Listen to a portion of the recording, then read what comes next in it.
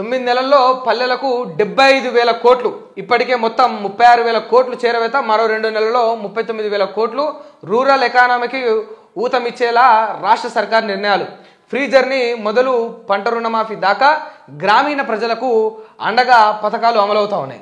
మహిళా సంఘాలకు భారీగా నిధులు. వచ్చే ఫుల్ బడ్జెట్లోనూ పల్లెలకు ప్రయారిటీ. గ్రామాల్లో పెరుగుతున్న నగదు ఫ్లో, ఇది మంచి పరిణామం అంటున్న ఆర్థిక రంగ నిపుణులు. ఇది ఒక అద్భుతమైన వార్త వెలుగు దినపత్రికల ఏమంటా ఉంటారట చూడరు ఒకసారి. ఇది మంచి పరిణామం అని ఆర్థిక రంగ నిపుణులు అంటున్నారట.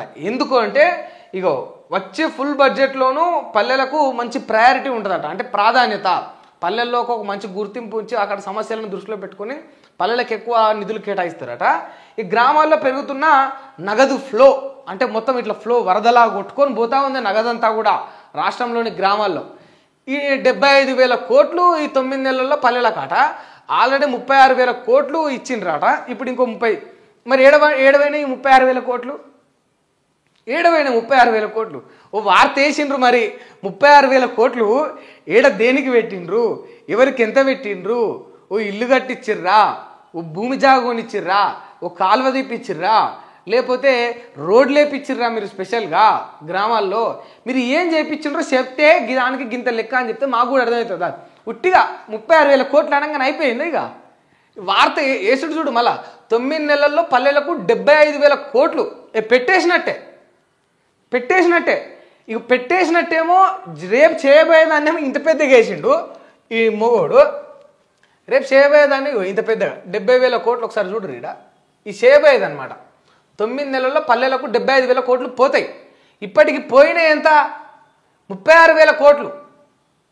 ఇటు చూడొచ్చు ఒకసారి. దీన్నేమో చిన్నగా వేసిండు. ఇక రేపు పెట్టబోయేదాన్ని పెద్దగా వేసిండు. సరే వేస్తే వేసుకున్నావు, ఇక నీది వార్త. మరి కనీసం దేనికి పెట్టినావో చెప్పు కదా. ఈ 36,000 కోట్లు ఎవరికి ఎంత అందినావో చెప్పు కదా. ఆ లెక్కలు ఉండే, ఆ క్యాలిక్యులేషన్స్ ఉండే. గిది ఏదో గాలికి. ఇక వార్తాపత్రికలు అంటే వార్తలు రాయడం కాదు, కానీ జర ఎంతో కొంత వాస్తవాన్ని చూపెడితే మరీ అరాకొరా కాకుండా మాకు కూడా జ్ఞానోదయం అవుతుంది కదా. ముఖ్యమంత్రి గారు వచ్చిన తర్వాత 36,000 కోట్లు గ్రామాలకు గింత ఖర్చు పెట్టినరా, గీ రంగానికి గింత కేటాయించరా అని చెప్పేసి మేము కూడా జర సంతోషపడతాం కదా. మాకు కూడా సంతోషం కావాలి. మీరు మాత్రమే తెలుసుకొని మీరే సంతోషిస్తారా? మాకు కూడా చెప్తే మేము కూడా ఆనందపడతాం కదా. గా కమ్యూనిటీ వాళ్ళు బాగుపడరా, గా గ్రామాలు బాగుపడ్డాయా, ఈ రంగాన్ని డెవలప్ చేసిరా మీరు గ్రామాల్లో అని మేము కూడా సంతోషపడతాం. 36,000 కోట్లు పెట్టిరట. ఎవడెంత తిన్నాడు, ఎవడెంత దోసుకుండు, పెట్టేసినామని గాలికి ఒక మాట అని ఓ వార్త వేయంగానే అయిపోయిందా? ఇక పెట్టబోయేదాన్ని పెద్దగా, పెట్టిన దాన్ని చిన్నగా. ఇక అసలు లెక్కలు ఉండే పాడు ఉండదు, ఏముండదు అంత. ఇక మొత్తం ఫ్లో 18 రేట్ల మొత్తం అసలు వీళ్ళు ఎక్కడ కూడా ఏడబెట్టిన ఎంత పెట్టినో ఏం లేదు. ఇదో వార్త. ఇంకా దీనికి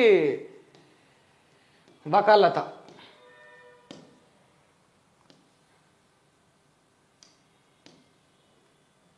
రైట్. ఓ నిజము పిశాచమా అంటూ ధిక్కార స్వరాన్ని వినిపించి నా తెలంగాణ కోటి రతనాల వీణ అంటూ ఎలుగెత్తి చాటిన మహాకవి మన దాశరథి కృష్ణమాచార్య. ఆ చల్లని సముద్ర గర్భం దాచిన బడబాణలమెంతో ఆ నల్లని ఆకాశంలో కణరాని భాస్కరులెందరో అంటూ అగ్నిధారతో ప్రశ్నలు సంధించి జన చైతన్యానికి ఊపిరిపోసిన కలం యోధుడు ఆయన. ఇవాళ దాశరథి ఇక జయంతి. ఇవాళ ఆ జయంతి సందర్భంగా ఇక్కడ వార్త. బాత్రూంలో కరెంటు షాక్, 3 మృతి. హైదరాబాద్లోని సనత్ నగర్లో ఆదివారం అనుమానాస్పద స్థితిలో ఒక ఇంట్లో 3 మృతి చెందారు. ఆకృతి ప్రెసిడెన్సీ అపార్ట్మెంట్లో ప్లాట్ నెంబర్ 204 బెంగళూరుకు చెందిన ఆర్ వెంకటేష్ 59 ఇయర్స్, ఆయన భార్య మాధవి 52 ఇయర్స్, కుమారుడు హరికృష్ణ 25 ఇయర్స్ ఉంటున్నారు. సాయంత్రం పని మనిషి వారి ఇంటికి వచ్చి చూడగా 3 బాత్రూంలోనే చనిపోయి ఉన్నారు.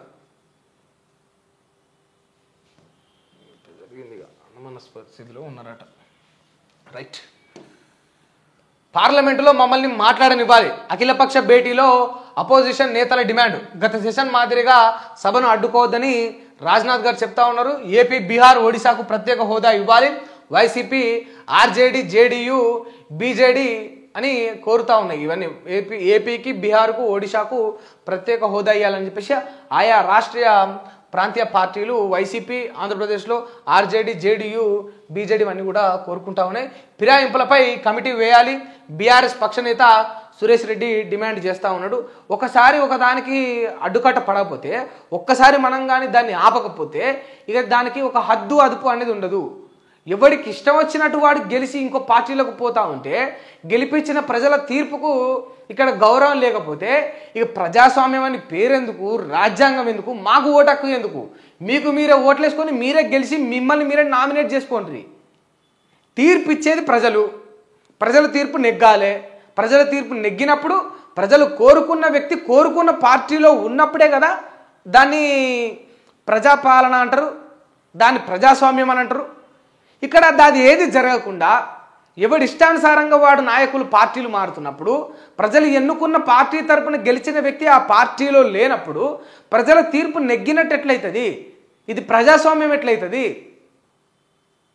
ఇది ప్రజాస్వామ్యం ఎట్లయితుంది?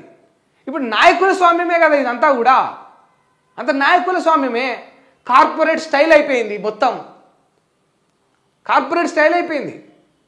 మీకు నచ్చిన పార్టీలోకి మీరు మారుతూ ఉన్నారు, ప్రజల తీర్పును ధిక్కరిస్తూ ఉన్నారు. దీనికి ఇప్పుడు కానీ ఈ స్టేజ్లో అడ్డుకట్ట పడకపోతే భవిష్యత్తులో ఇంకా మనం ఊహించని పరిణామాలు ఎదుర్కోవాల్సి వస్తుంది. ఏమవుతుంది? ఇప్పుడు 8 మంది పోయినరు, రేపు ఇంకో 16 మంది పోతారు. అది ఇట్లా ఈ క్రమేపీ ఇట్లా జరుగుతూ ఉంటే ఒకనాడు రేపు భవిష్యత్తులో ఏదో ఒక ఫలానా పార్టీకి, ఇప్పుడు 119 కాన్స్టిట్యున్సీలు ఉంటే మన యొక్క తెలంగాణ రాష్ట్రంలో 119 నియోజకవర్గాలకు గాను ఒక పార్టీకి 100 సీట్లు కానీ ప్రజలు ఇస్తే భవిష్యత్తులో, అది ఏ పార్టీ అయినా అని, వాట్ ఎవర్ ఇట్ ఈస్, ఏదైనా అని, ఒక 100 సీట్లు ఒక పార్టీకి ఇస్తే సింపుల్గా ఈ 19 సీట్లు వచ్చిన పార్టీ ఆ 100 సీట్లలో కంచెల్లి ఒక 70-80 సీట్లను కొన్నదే అనుకో, మాట చెప్తా ఉన్నాం. ఉదాహరణకు 70, 80, 60 ఎంతో కొంత కొన్నదే అనుకో మొత్తం సీట్లు. ఇక్కడ ఉన్న ఎమ్మెల్యేలు అంతా ఇక్కడ వస్తారు, వాళ్ళ ప్రభుత్వం కూలిపోతుంది. ప్రజలు కూడా మొత్తుకుంటారు, వరుతారు. 2 రోజులు, 3 రోజులు, 4 రోజులు, 5 రోజులు, 10 రోజులు ధర్నాలు చేస్తారు. తర్వాత ప్రభుత్వం వాళ్ళదే. మనకి ఇక గొంతెత్తి ప్రశ్నించే హక్కు అవన్నీ కానీ అవకాశాలు ఏవి ఉండవు, ఏముండదు. చట్టం వాళ్ళ చేతిలో ఉంటుంది, అధికారులు వాళ్ళ చేతిలో ఉంటారు. అప్పుడు ప్రజాస్వామ్యం గెలిచినట్టు అవుతుందా, ఓడినట్టు అవుతుందా? అటువంటి పరిస్థితులు ఖచ్చితంగా వస్తాయి.